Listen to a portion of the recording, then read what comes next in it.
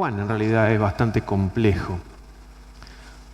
Tiene su cosa hermosa, tiene su profundidad y también tiene su simetría, al menos en este caso. Así que voy a leerles el trozo.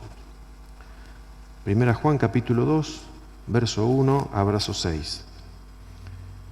Hijitos míos, estas cosas os escribo para que no pequéis.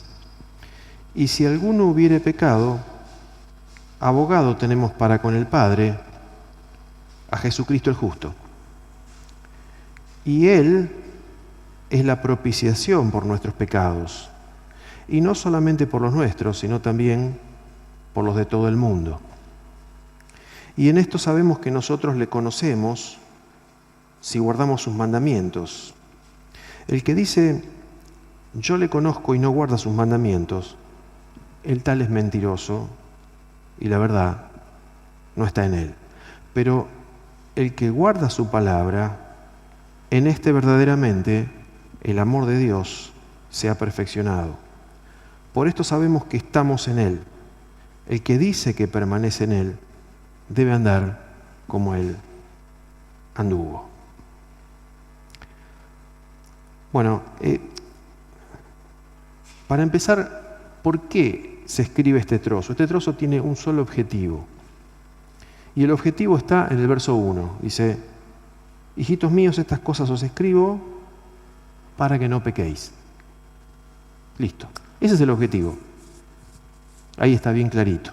Entonces ahora va a dar unas cuantas explicaciones sobre este tema.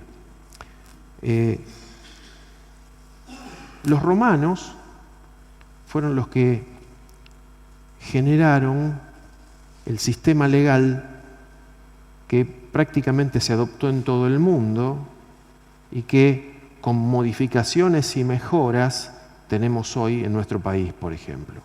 Una cosa es la teoría y otra cosa es cómo funciona. Estamos hablando de la teoría. En este caso, por ejemplo, está la palabra abogado acá. Abogado es alguien que se acerca, que acompaña, que ayuda, que sostiene y que defiende. Así como la figura del fiscal también es una figura de ataque ante un delito, ante un crimen. Y el que juzga es el juez. En este caso Jesucristo está puesto como abogado. Es el que nos acompaña. Ahora, podríamos decir que mientras no somos hijos de Dios, el Padre tiene la potestad de no permitir que nos salvemos. Pero siendo hijos de Dios, estamos en otra relación. Estamos delante de Dios, habiendo aceptado la obra de Cristo, estamos en otra relación. Ese Cristo es el que, cuando pecamos, cuando rompemos la comunión pecando, es el que viene al lado nuestro. Entonces, si tuviéramos algún pecado, que eso es algo que ocurre siempre, sobre todo a aquellos que pensamos que no nos va a ocurrir. No es que Juan está siendo flexible y autorizando el pecado. Lo que está haciendo Juan es decir, no, esto no se autoriza, no está permitido, pero si ocurre, si eso ocurre, tenemos abogado. Una de las cosas que llama la atención en este trozo es que tenemos abogado para con el Padre. No es el juez estricto que deberíamos esperar, sino que es un Padre que lo que está esperando es que se restaure la comunión, que se restaure ese contacto permanente entre un padre y un hijo. Porque Juan le dice a todos, hijitos míos, está hablando de creyentes, está hablando de personas que se congregan, que conocen a Dios y que tienen comunión con Dios. Así que, en este caso, Él está como abogado para acompañarnos y ayudarnos a confesar, a sacar de encima la carga. Verso 2 dice, y Él es la propiciación por nuestros pecados. Y no solamente por los nuestros, sino también por los de todo el mundo. Propiciación significa hacer a Dios propicio, y en el Antiguo Testamento significaba hacer a Dios propicio con un sacrificio que cubría el pecado. Pero en este caso, en el caso nuestro, en el caso de la Iglesia, acá dice algo distinto, dice, Él es la propiciación. No dice que Cristo hizo algún acto para ser propicio a Dios. No, dice, Él es la propiciación. Está diciendo que lo que Él hizo, Él mismo hace que Dios sea propicio a arreglar nuestra situación. Dios es propicio porque nosotros confiamos en Cristo. Y la propiciación, justamente, es nuestro Señor Jesús.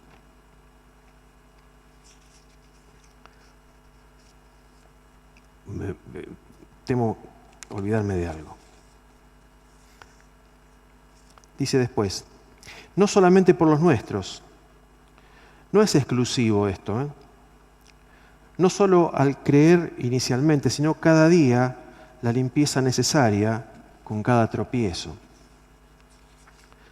Sino también, acá dice acerca del mundo, dice,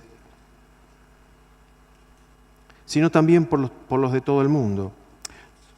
No es de aplicación directa, ya que es personal. Si bien el alcance es mundial, el sacrificio de Cristo es para todo ser humano, la apropiación de ese sacrificio para el perdón de pecados es personal. Así que no es algo que sea aplicable ya a todo el mundo, sino que es persona por persona. Cristo padeció como representante de la raza, así como Adán lo hizo cuando pecó. Y en esto sabemos que nosotros le conocemos si guardamos sus mandamientos. El que dice yo le conozco y no guarda sus mandamientos, el tal es mentiroso y la verdad no está en él.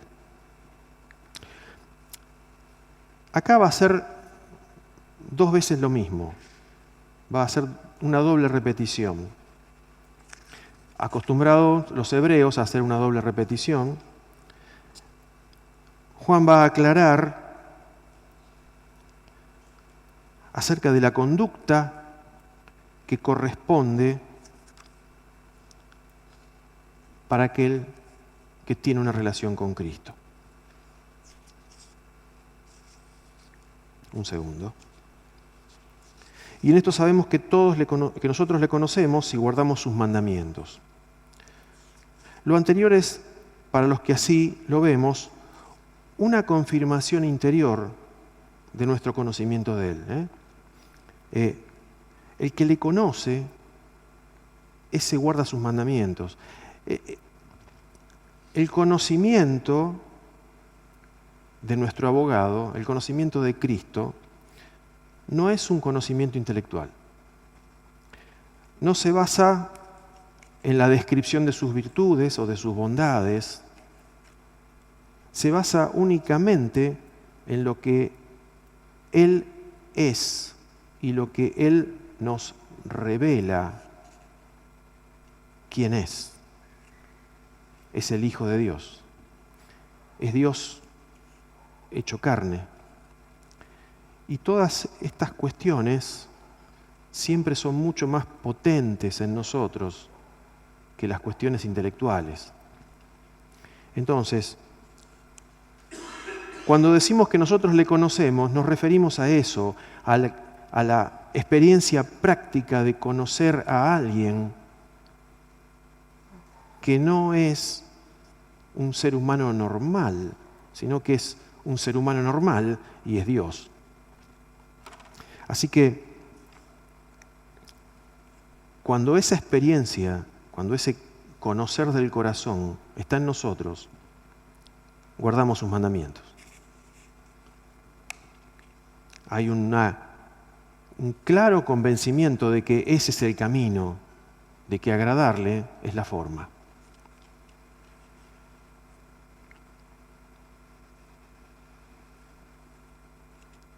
Así que cuando su palabra es respetada, también sus mandamientos son obedecidos. La progresión, por decirlo de una manera, la progresión interior, lo que dice esto es conocer, guardar. Son las dos palabras clave, digamos. Ahora viene el que dice. El que dice yo le conozco y no guarda sus mandamientos, el tal es mentiroso y la verdad no está en él. Así que Juan va a dar dos el que dice. El primero es este. En realidad, Juan, esto parece una contraposición. El que dice yo le conozco puede que esté pensando intelectualmente, filosóficamente, como maestro, como héroe, como conjunto de valores, pero en realidad ese conocimiento es totalmente intelectual y no llega más que ahí. Entonces lo que ocurre es que no va a guardar sus mandamientos. Esto tiene un poco que ver con el gnosticismo, que es una corriente religiosa que lo único que hacía era traerle problemas al cristianismo, una secta. Y resulta que estas personas veían a Cristo como una buena influencia, pero no lo veían como el Hijo de Dios, no lo veían como el Dios hombre. Lo veían casi hasta, de cierta forma, casi como un fantasma, como si fuese una aparición que tenía vinculación con Dios o que tenía influencia divina.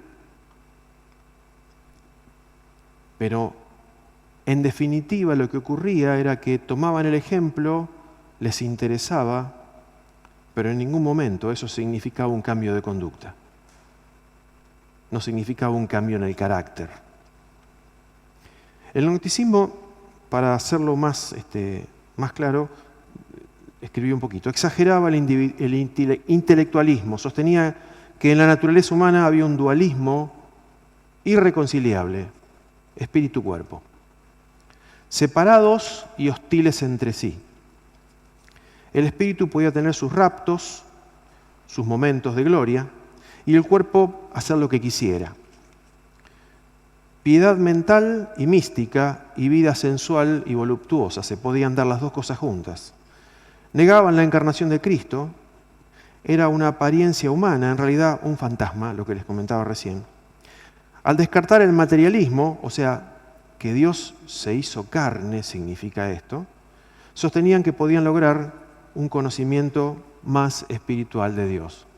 Y lo único que obtenían era hacer lo que se les daba la gana.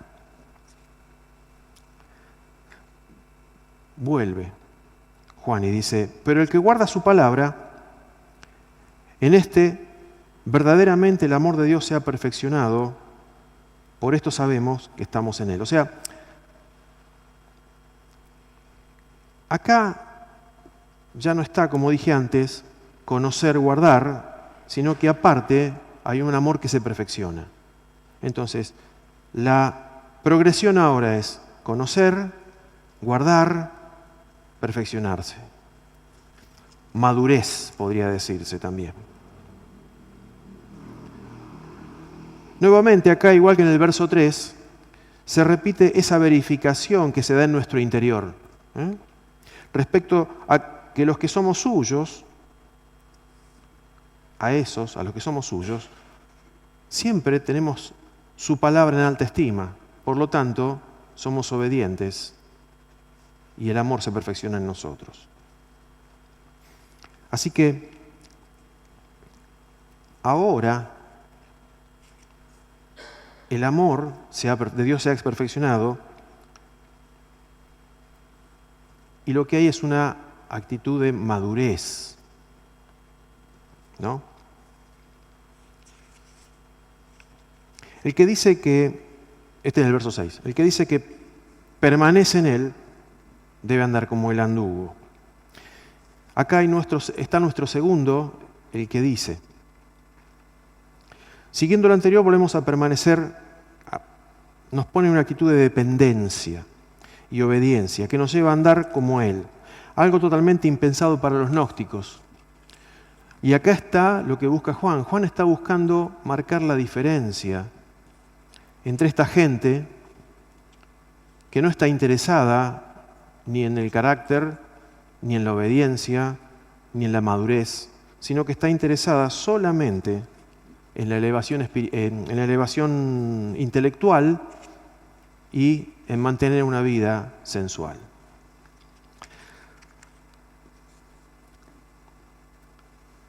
Bueno, como ustedes ven, lo único que encontramos aquí es que los que conocen al Señor guardan su palabra, guardan su voluntad y el amor de Dios se perfecciona en ellos. Y ahí está el secreto de andar como Jesús anduvo. Cosas que muchos no hacen, sino que simplemente lo dicen. Bueno, el Señor los bendiga, hermanos.